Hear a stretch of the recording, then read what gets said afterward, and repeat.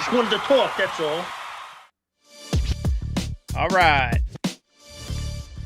Welcome back, everybody. Welcome back. I am here tonight with MLB content creator extraordinaire, Robbie Hyde, who is unfortunately donned himself in Red Sox gear. We got a little bit of a rivalry night here, but don't hold that against him. Don't hold that against him. How's it going, man? We're doing good, man. We're doing good. No, I, over the years since I've, done a channel of mine and, been kind of going through all of it over baseball for the last, 4.5, 5 years. The one thing I've consistently gotten was praise from Yankee fans, believe it or not, because I really try to look at things as down the middle as I can. Believe it or not, my best friend, who I basically grew up with, is a massive Yankee fan. He's a Bernie Williams lover. So we lived together at one point. So I think having that friendship with him over the years, it's kind of made me not just respect the Yankees more over the years, but it's kind of forced me to look at things down the middle, because he is the same way, right? He'll say to me all the time, like, why aren't the Red Sox doing anything? What are they doing? They have the money. Go get some star, So we kind of look at both. We look at things down the middle. So I hear you. Yeah, the best man at my wedding. Best man at my wedding was a Red Sox fan. All right, so let's talk a little bit about who's out there. You are keeping your ear to the grindstone. Obviously, you cover all of Major League Baseball. I'm more of a Yankees-focused channel, but you do have a Red Sox podcast, Fenway Faithful, which just launched. So good luck with that. But let's talk a little bit about some of these names that are out here. Does anyone stand out maybe from the free agent list that you think is a good fit for a team maybe that's in contention with, the Yankees, Red Sox, or for the Yankees and Red Sox themselves? I gotta tread carefully here, right? Because we had the full throttle thing last year. Hopefully that is done, over with, never coming back, right? But, there have been a lot more positive words this offseason for the Red Sox. They're more aggressive. You're still kind of the interest kings until you do something. They pulled off the big trade for Garrett Crochet. But anyway, I never want to sound too greedy as a Red Sox fan, because, it's easy for me to say, oh, we're going to get this player. Over the years, I think the Yankees have been more like that. The Red Sox have been like that at some points. Right. So, but, I don't want to get too greedy because, again, we're not too far removed from the full throttle. But if I have my eyes on a few guys here, right? Corbin Burns right there. They need a clear-cut ace at the top of the rotation. Tanner Houck, good year for him last year. Took a big step forward. He showed a lot of good things, but really, you're looking at him more of a 2 or maybe a 3 in a rotation, depending on who's in front of him. But you need a workhorse guy in Corbin Burns. John Henry over the years usually doesn't sign off on the big money free agents, big money free agent pitchers out there, minus David Price, but not usually. So I don't know if we're going to get him or not. But another guy that I see, Teoscar Hernandez, I think that is someone that could be realistic. We've been hearing Dodgers for a while now. The Yankees got brought up at one point. I think the Red Sox are a perfect fit for him. He's always hit well at Fenway Park. Big right-handed bat for the monster there. They need a right-handed bat in the lineup. It makes so much sense. I think out of all these free agents here, you're probably looking at Teoscar being the most realistic. Maybe Anthony Santander, switch hitter. We'll see. I don't know. It's going to be interesting when it comes to how long of a contract he'll want. Teoscar, I could see the Red Sox. Maybe, if it doesn't go past 4 years, I think they could maybe see something there.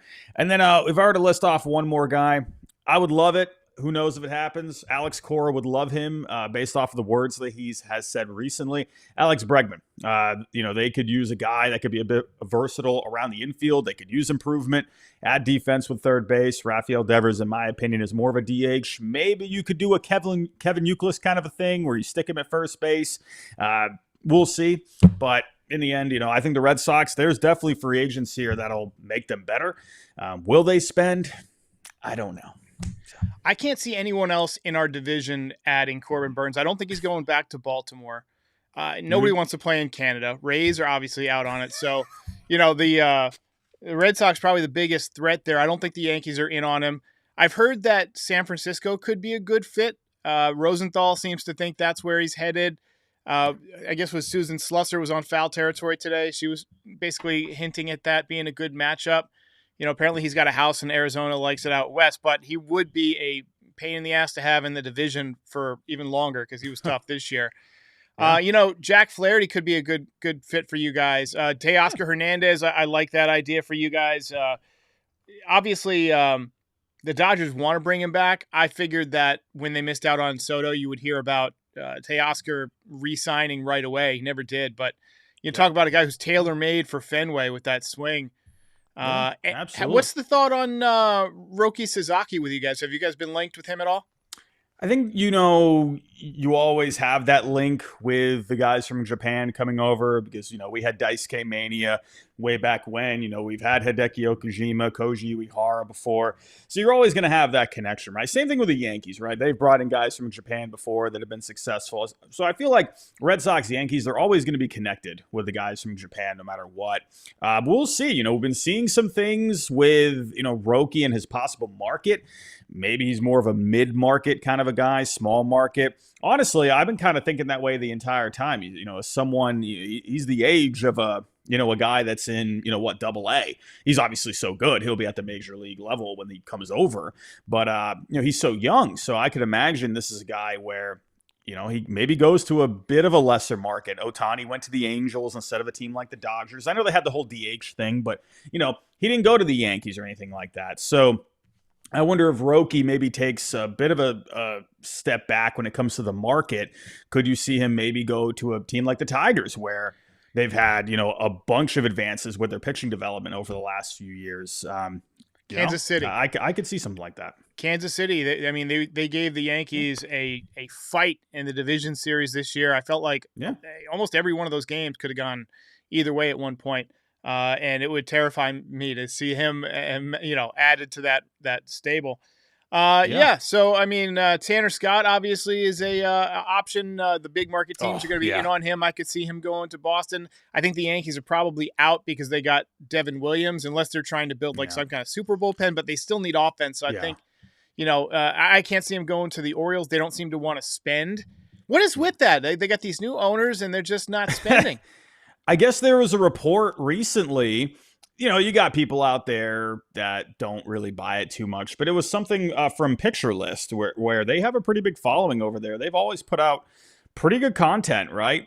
Especially when it comes to the analytics, with pitching and whatnot. But they had an interesting story over the weekend where supposedly, the new owner of the Orioles, he is given the green light to spend. But Mike Elias, I guess, doesn't really seem to want to, according to the sources that they've been talking to. Who knows? Everyone's been really tough on sources over the last couple of years, and rightfully so, because Ohtani was on a plane. Soto was looking at apartments in Boston. Some guy named Mick, who the heck is Mick, playing a bit of a bit for his podcast, so I get it. People are questionable for, these reports, but that's an interesting one. If you go to that, it's on Picture List. There's a lot of very small details, right? It's like, whoa, how would you make that up? Right. Saying where Mike Elias, he wants to build something from the ground up, where he wants to prove to people where he doesn't have to buy a World Series, that he can build it with Braves player approach. Development, right? Yeah. So very interesting article. If you don't want to believe it, I think that's fair, but it's interesting because they got Tyler O'Neill, but where is Corbin Burns? I thought that was a slam dunk, to bring him back. But who knows? So one other domino that we haven't seen fall yet that I think could lead to some other pieces falling into place is Christian Walker. Texas was supposedly interested in him. I think that would open up a market for Nathan Lau that the Yankees would be interested in. I've seen a number of teams into the Mariners were apparently interested in Walker. Have you heard anything? Do you have a favorite in mind for Walker? I think with the Mariners, the thing that's going on with them, Alex Spear of the Boston Globe, he's been pretty plugged in with everything going on with the Red Sox and the Mariners, talking some trade lately, right? Luis Castillo's popped up. I guess the Red Sox have been poking them about maybe Bryce Miller or Brian Wu, who I've been wanting to come to the Red Sox for over a year now. I think those guys would be perfect, but the Mariners don't want to give up pitching, so I don't know. But it looks like Luis Castillo, who is owed with the vesting option, if you count that, near $100 million over the next 4 years. So the thing is with the Mariners is they're looking to maybe move that so they can go after someone like a Christian Walker, right? Pitcher-friendly park. They could use a power guy there. A right-handed power bat would make a lot of sense, but I think other things have to happen with the Mariners for them to go after someone like Walker or maybe Pete Alonso. I don't know. Seems like Walker would probably be the more appropriate fit for them money-wise. But, the Nationals have been plugged in a little bit with Christian Walker. I've been thinking here with the Nationals, right? I think either Alonso or Walker would be perfect for them, right? They're about to maybe put their toe into a competitive window. And you got some young players. I think a good veteran guy like one of them would be perfect. They need power. So I could see the Nationals maybe coming in. The Pirates would be perfect for Christian Walker, but they're not going to spend money, right? He's a Pittsburgh guy. They need a first baseman. Perfect, but that's not going to happen. So, in my opinion, I think the Yankees could make a lot of sense. I do want to ask you your opinion about the first base option with the Yankees because you got Ben Rice, DJ LeMahieu. I don't know. How do you feel about that? I feel like Walker would be a great fit for them, but what's going to happen with DJ Ben Rice there? Well, DJ, I think, is finished. It'd surprise me if he makes it out of spring training next year and makes the team. Yeah. He's been awful since he started having foot injuries. I mean, it's just completely altered his swing. He's got no thump anymore. Ben Rice has a good swing, but he's also got a couple of gigantic holes in his swing, which were exposed this year. He's also kind of a novice at first base. I like Christian Walker's peripherals. Everything that I've looked at highlight-wise, he looks great, but we've been burned by too many guys at 34, 35 years old, Beltran, McCann, and then, Teixeira, A-Rod, all these guys, DJ. I just want to stay away from signing anyone who's a bit too old. I really like Cody Bellinger, who's been, in the news a little bit. I like him for first base. But I also like him in the outfield. He could play two positions. I'd have no problem, plugging him in left field or at first base. But I think I'd rather go with an established bat over there. But they might be stuck with Ben Rice if they sign Bellinger and are unable to add a different first baseman. Then you go with Rice and just hope that he hits. Other than that, I mean, I haven't heard much about Walker. It's just kind of one of those pieces that, I think once he settles in, you're going to see some pieces move. Let's talk a little bit about trade candidates because we got a lot of names here. Arenado, what's the latest you're hearing on him? Well, we have been getting kind of, Alex Spear, like I said, has been plugged in with the Mariners. Sean McAdam of Mass Live, he's been diving in a little bit more, it seems, with the Cardinals front, where Arenado is consistently a name that comes up with his articles that he puts out. The latest for the Red Sox and Arenado, well, we heard the Astros rumor not too long ago, and what was that, a few days ago, where it looked like maybe that was getting serious, but then everything went cold. By the way, everything was just cold today. Like, there was no news. I felt it's dead. What's up with that today? Like, it was awful. Like, I was sitting around just staring at my phone and nothing happened. Anyway, but Arenado, supposedly, the Red Sox have been discussing him as maybe an option at first base, which I think is ridiculous. The only thing I think that could even be true with that is more, he's like a backup at first base. If they did acquire him, he would be like the second option on the depth chart, because I'm getting the feeling because you're consistently hearing the idea of Rafi moving off of third base, right? That has just been it's been coming up a lot, right? Tristan Casas has come up a lot in trade rumors, not just this offseason, but it feels like every offseason Casas is popping up, right? He popped up a couple of years ago with the Marlins, and now it seems like every week he's popping up. So I'm getting the idea that maybe the Red Sox really want to try and use Casas as a trade piece to get some pitching. And they probably think Rafi, like I said earlier, can be someone like Kevin Youkilis, Yankee legend, Kevin Youkilis, my goodness. Yeah. But he can move over to first. Maybe Cora loves versatility. He loves guys that can move around.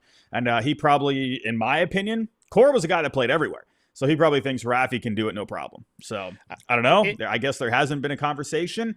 But Arenado, in my opinion, would be more of a backup at first base, if you needed him there for a day or two or whatever, I don't know. I think he wants to play every day. But speaking of Tristan Casas, I mean, 24 years old, going to be 25 soon, 6'5", 244. That kind of swing plays well at Yankee Stadium. Too bad we're not the GMs. We could swing a little Dealerino here.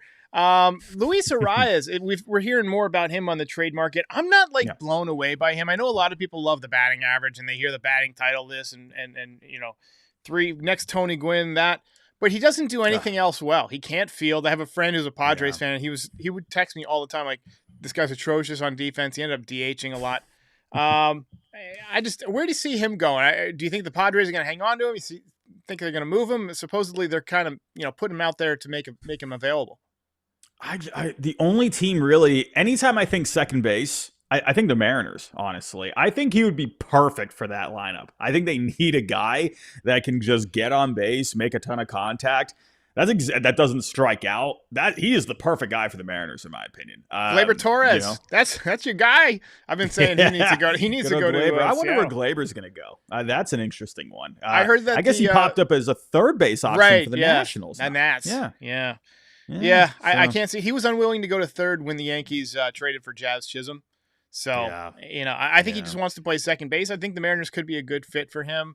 But yeah, I agree with you. Luis Arias, you put him in Seattle with that big park, probably hit 350.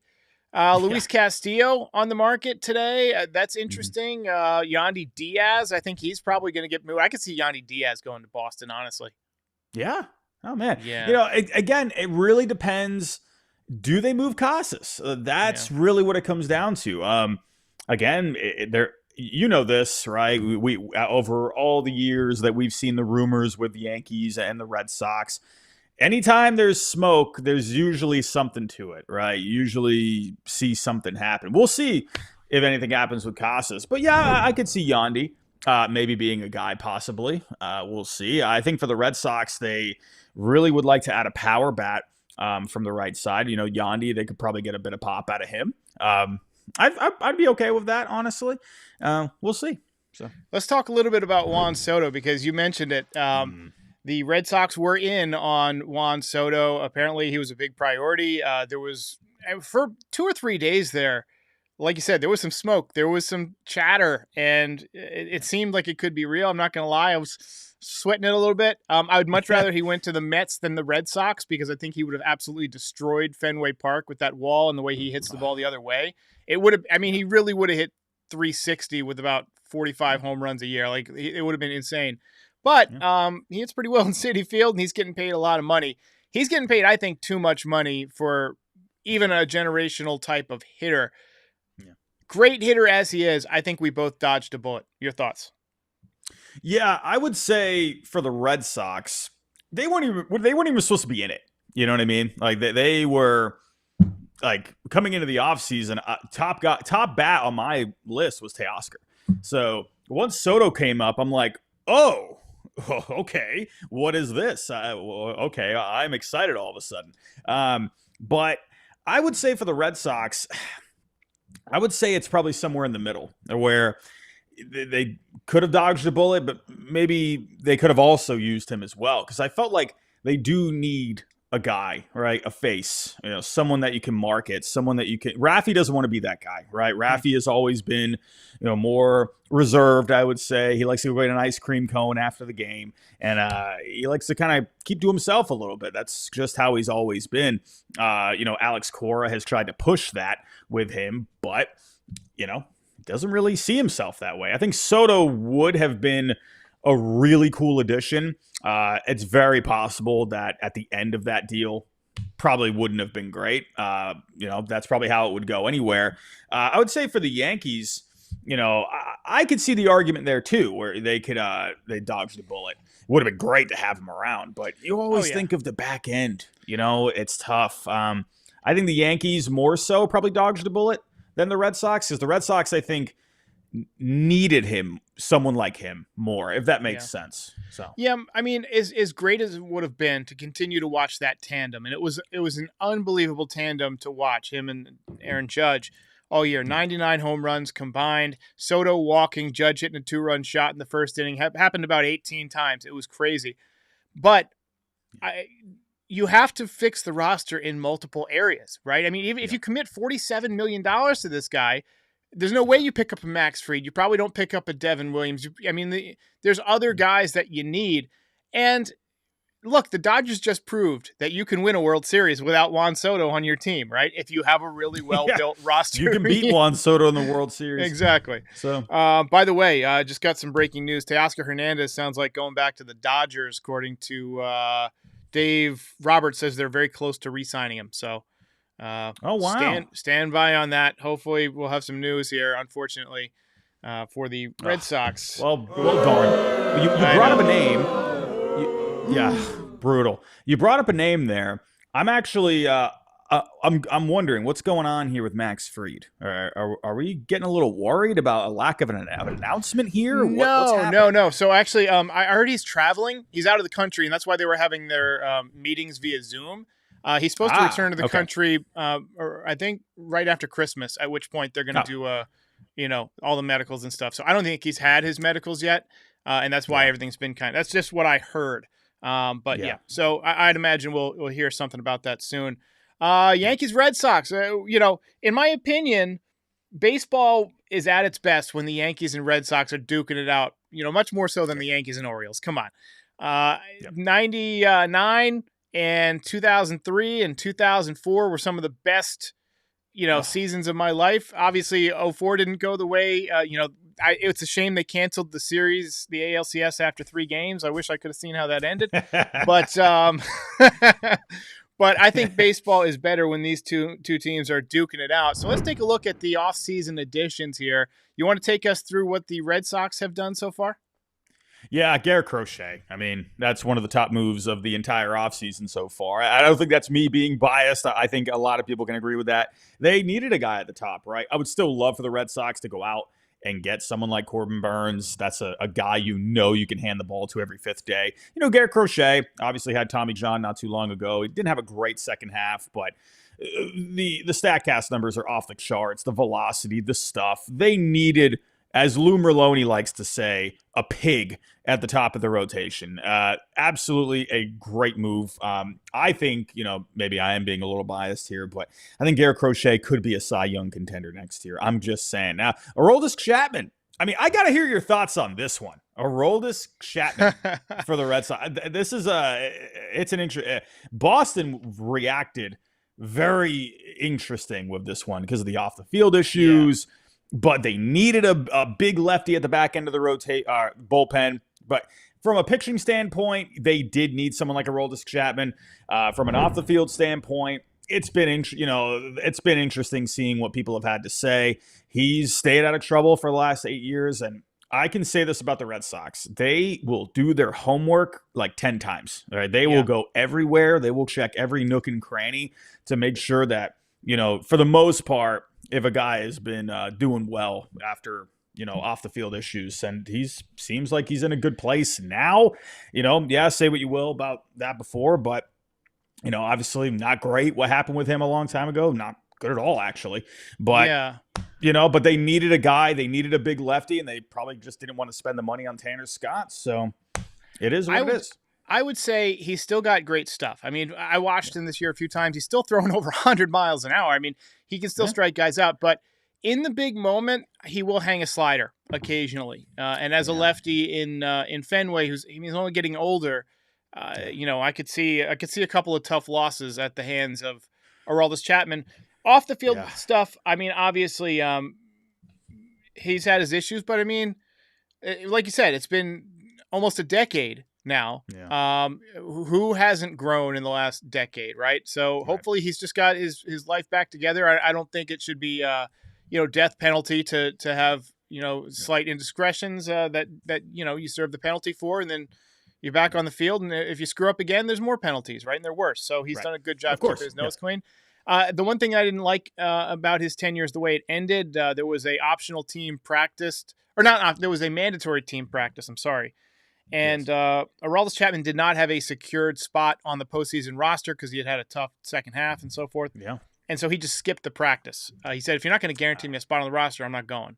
Which to me, I mean, that was the end of the line with him as a Yankee. He was not renewed, obviously.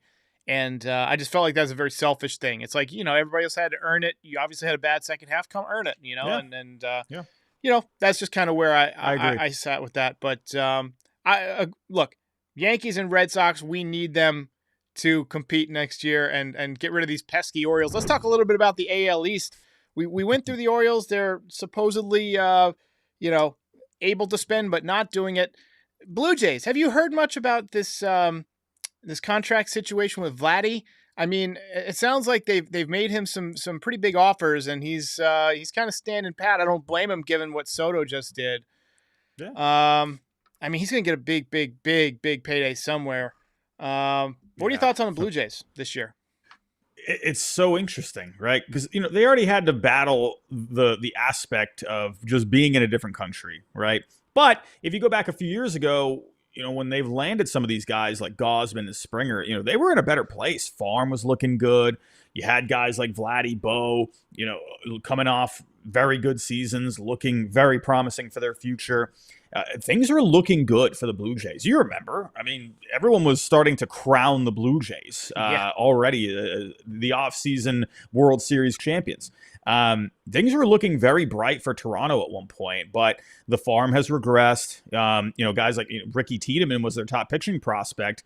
He ended up getting Tommy John or whatever. I can't remember if it was Tommy John or the brace surgery. I can't remember, but he went down. Things have just not been going great, right? They've stagnated, right, this past year, under 500. Bo Bichette had a very down year, a lot of injuries.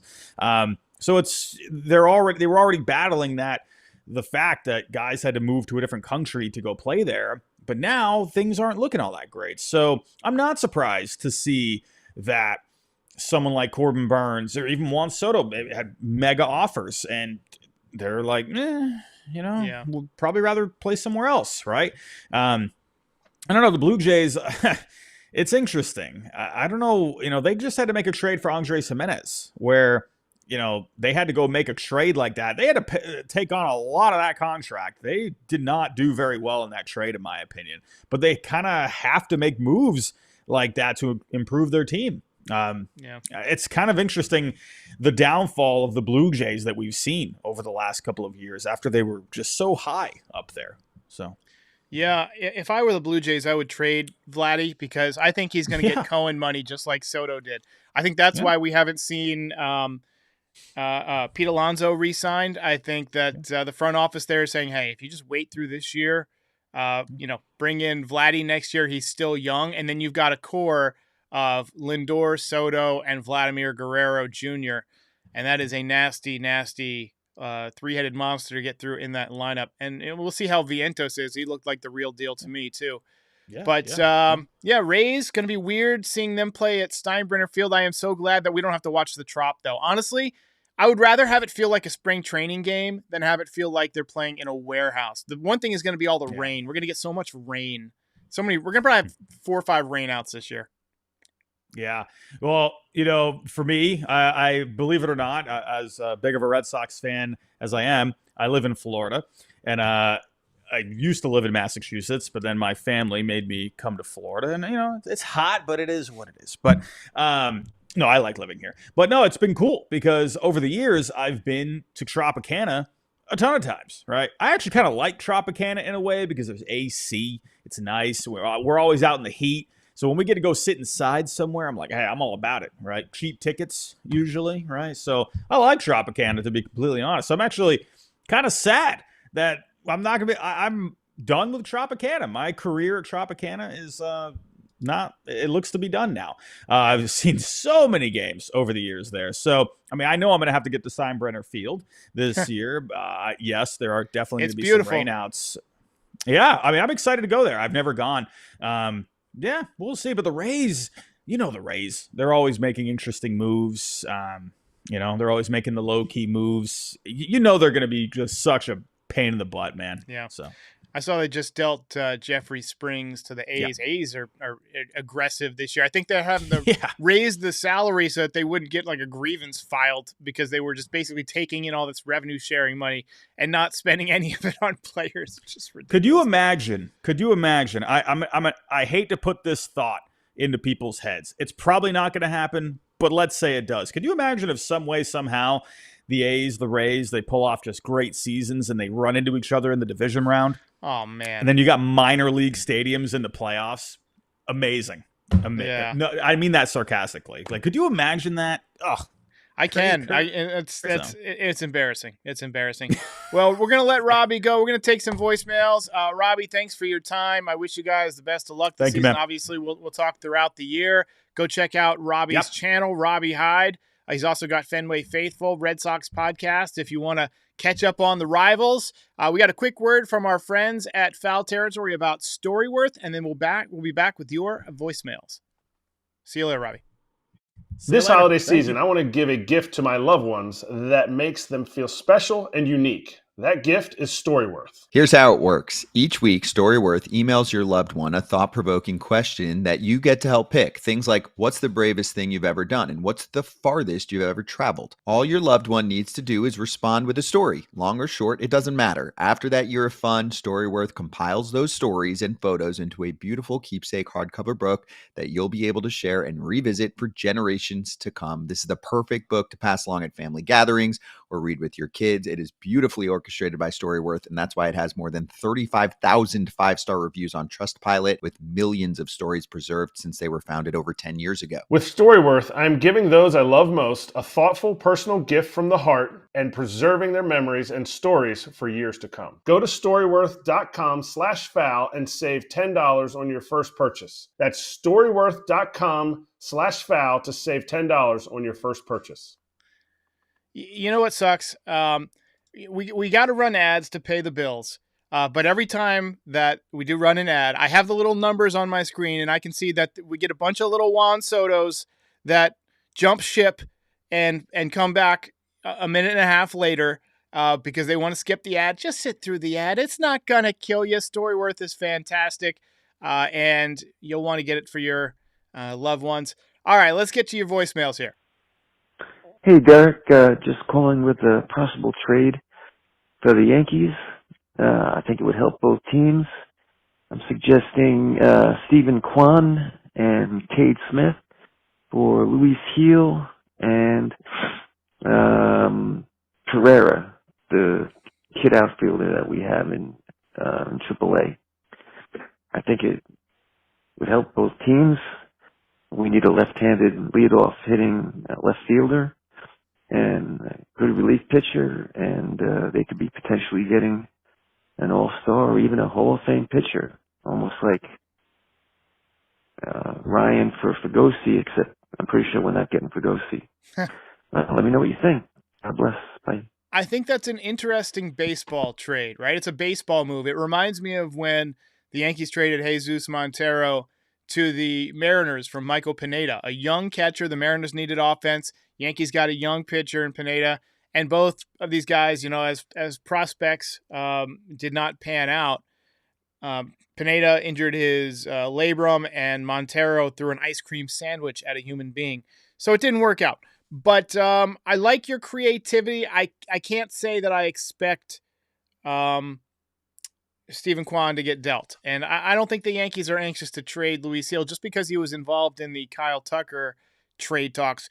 Kyle Tucker is one of those special talents too. And I think that, we got to remove Nestor from the reel here too. I think that Kyle Tucker is one of those special talents that if you can get him, you can. But hopefully the Yankees will be interested in free agency. But love the creative idea. Hey, Derek. How you doing? I'm calling from Virginia Beach, Virginia. Big fan of yours. Big fan of the Yankees for the past 50 plus years. I just want to make this known to all Yankee fans. Our farm system need to get chances to move up. We got to give those Oswald Perazzas and all the rest of the young men out there in the farm system a chance to play in the big leagues. We got some good guys down there that need a chance. The Yankee organizations is one thing. They do not give chances to these young kids. Give them a chance. Ben Rice had his. He makes progress. Oswald Peraza's up and down. Come on. We got to give these kids a chance. We might have a shiny star in there somewhere. Let's give them a chance. Come on, Yankees. I hear what you're saying, and I sympathize with you. Look, the Yankees are going to give a chance to Jason Dominguez this year. He's probably going to be the opening day center fielder as the roster stands right now. We gave a chance to Austin Wells last year. He did great. Although I felt like in the beginning of the year, what you're saying applied. They were slow to trust him in the first couple of months, but once the injury to Trevino happened, he took off, and like you said, they gave him a chance, and he did well. The Garrett Cole injury opened the door for Luis Gil to get a chance. He wasn't going to be on the roster if the Yankees had a healthy starting five. So you're right.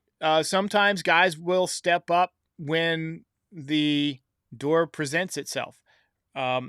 Is Peraza going to be one of those guys? Maybe. We'll see. Ben Rice, maybe. I do think that the Yankees are going to have to use some youth on this team, and I think it's a good idea. I'll say this about Peraza. He's very athletic, and he's got speed, and he picks up the ball on defense. These are all things that the Yankees need, and we've seen that he has power. I think that if you did give him a chance and played him at second base, honestly, he'd be better at shortstop, and Volpe would be better at second base. But as somebody who they're skeptical on, whether or not he can stick, they'd probably put him at second or maybe third and move Jazz to second. I wouldn't hate it. I mean, at least it would be fun to watch a young guy develop, and I think he would play well. So, good thought. This is David Hey, Dark. This is David from Texas again. What do you think of the idea of Brian Reynolds in left field and maybe someone like Nolan Arenado for third base? Because the moves that the Yankees are making are legit moves. Like, this is like how the team was when they were like the, dynasty teams. Like, all these moves are just making the Yankees so much better at each position. So I just wanted to get your take on what do you think about those players. Thanks, man. I love your show. Appreciate it. So Brian Reynolds is not going anywhere. He's beloved in Pittsburgh. I believe he just signed a long-term extension, and I'm also pretty sure it has a no-trade clause. But he's not going anywhere. Look, the Yankees, when they lost Juan Soto, had to pivot to Plan B. And Plan B obviously involves strengthening the run prevention. So far, Max Fried and Devin Williams. Love that. I still think they need one more relief pitching piece. I hope it's Tim Hill. I hope they bring him back. They brought back Loizaga. Dreamweaver is going to be excellent. And it wouldn't shock me if they picked up a couple of under-the-radar kind of guys, like Ian Hamilton was, or like Luke Weaver was when they picked him up. Or like Clay Holmes when they got him and he had been struggling. So I look for that type of move also. And Cody Poteet, I don't think he's been retained. He's somebody that I could see the Yankees bringing back for relatively cheap. He gets injured a lot. Clayton Beater, good arm. I could see him being a factor. So I think the pitching is pretty close to done, but they've got to add offense. You've got to replace, I don't know how many, it was 41 home runs for Soto. You can't replace his on-base percentage, but you can get close. Get somebody with a 360, maybe 370. It's not going to be easy. Or get better at multiple positions. Get an outfielder and a third baseman and a first baseman. There's as Brian Cashman says, a lot of ways to skin the cat. So we'll see how it shakes out, but I do think we'll have some news pretty soon. All right, ladies and gentlemen, thanks for watching tonight. As always, please like and subscribe. We'll be here after every single game all season long. We're here whenever news breaks.